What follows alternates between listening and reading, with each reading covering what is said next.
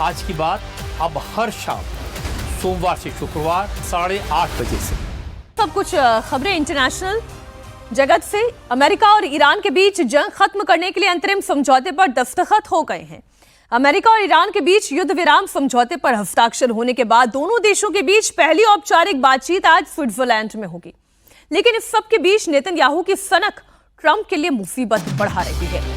Peace deal के बावजूद Israel के लेबनान पर हमले रुक नहीं रहे। साउथ लेबनान में इजरायली फोर्स ने भीषण बमबारी की, मिसाइल हमला बोला। इजरायली सेना पर हिजबुल्लाह की फोर्स भी पलटवार कर रही है। आपको बता दें कि पीस डील में हर फ्रंट पर जंग रोकने की बात है। ईरान भी बार बार इजराइल के लेबनान पर हमलों का मुद्दा उठाता रहा है। ऐसे में नेतन्याहू अगर नहीं रुकते हैं तो अमेरिका ईरान के बीच समझौते में दरार तय मानी जा रही है। इजराइल ने पहले भी कहा था कि इस पीस डील से इजराइल को कोई लेना देना नहीं है।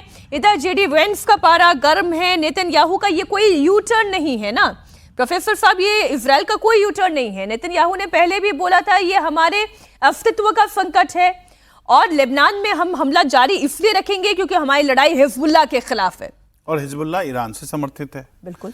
तो यही बात यही हुई ना कि जो पीस डील हुआ, जैसा कल आपने देखा भी, तो वो वहीं हुआ जहां वर्साई में जिसके इस पर हस्ताक्षर हुए, वहां एक समय में जर्मनी पर को कसने पर शिकंजा कसा गया था। तो एक तरीके से देखिए तो ईरान को तो रिवॉर्ड किया गया, क्योंकि ईरान में अब जो रिकंस्ट्रक्शन होगा, रीडेवलपमेंट होगा, वो भी अमेरिका ही करेगा। 300 बिलियन का डॉलर के मदद भी मिलेंगे। उसके अलावा आप देखिए जो रेजीम है वो रह गया। और जब ये युद्ध शुरू हुआ था तो इजराइल की सबसे बड़ी मांग ही यही थी कि इस रेजीम को हटा दिया जाए। तो इजराइल में को नाखुश होने का कारण भी है।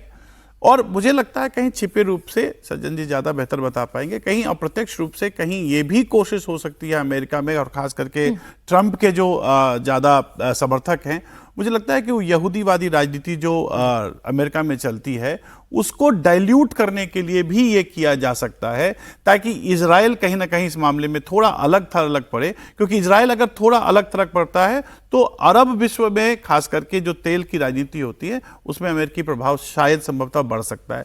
मुझे लगता है इन सारे चीजों को जोड़ कर वो जो व्हाइट कैथोलिक डोमिनेंस की बात कर रहे हैं उस विषय को भी साथ में लेते हुए सज्जन जी, फिर तो ये युद्ध रुका ही नहीं है। नहीं, युद्ध कैसे रुक जाएगा? आप देखिए, इसमें युद्ध की शुरुआत इजराइल और अमेरिका ने की। उस समय उनके ऑब्जेक्टिव एक थे कि ईरान में रेजीम चेंज करना, उसके बैलिस्टिक मिसाइल्स की पूरी स्टॉक पाइल को डिस्ट्रॉय करना और रिच्ड यूरेनियम की कभी वो न्यूक्लियर ये वेपन ना बना। तो अभी और 60 दिन का डायलॉग है। 60 दिन के बाद ये है कि इसके बाद अब बात होगी, उस पर कुछ तय नहीं। ये तो कोई वेरिफिकेशन रेजीम नहीं है। बिल्कुल। तो वैसी स्थिति में देखिए, यू टर्न अमेरिका ने लिया, ना तो रिजीम चेंज हुआ, ना तो आपने बैलिस्टिक मिसाइल की बात की। जहां तक न्यूक्लियर इसकी बात है, वो पहले से एनपीटी का सेक्रेटरी, ओपनली तो ईरान ने कभी नहीं कहा कि वो डिफाई करेगा, बनाएगा। इंस्पेक्शन की बात है। तो यू टर्न अमेरिका का है। इजराइल का देखिए अभी क्या है। ये बात केवल ये नहीं कि इजराइल को आपने ठंडे बस्ते में डाल दिया और बिट्रे कर दिया। वहां पे अभी इजराइल में जो आ रही है, नेतन्याहू के कैबिनेट के लोगों ने कहा कि जो ट्रंप और जेडी वैंस है वो मॉडर्न चैम्बरलेन है। चैम्बरलेन कौन थे? ब्रिटेन के वो प्रधानमंत्री जो हिटलर के सामने समझौता करके घुटने टेक दिए थे, यानी एंटी यहूदी। बिल्कुल। और एंटी यहूदी तो ये बात आ रही, इनकी अभी नई बायोग्राफी फिर से आई है मंगलवार को, कम्युनियन करके। पहले हिली बिली आई थी, उसमें उन्होंने लिखा है खुल के। मेरे ख्याल आपको हिली बिली हमारे दर्शकों को समझा देना चाहिए। देखिए, हिली बिली एलेजी जो है उसका हिंदी में क्या होगा कि एक देहाती की शोक कथा, यानी यहूदियों को वहां पे हिलीबुल नहीं, वो अपनी बात कर रहे हैं। अच्छा। कि वो एक ग्रामीण परिवेश से आते हैं और वहां से एक वाइट आइडेंटिटी को क्या फेस करना पड़ता है, एलीट के खिलाफ जो नफरत होता है, जो आप देख रहे हैं। और ये लोग धार्मिक रूप से कैसे वो दिखाते कि हम एथिस्ट थे।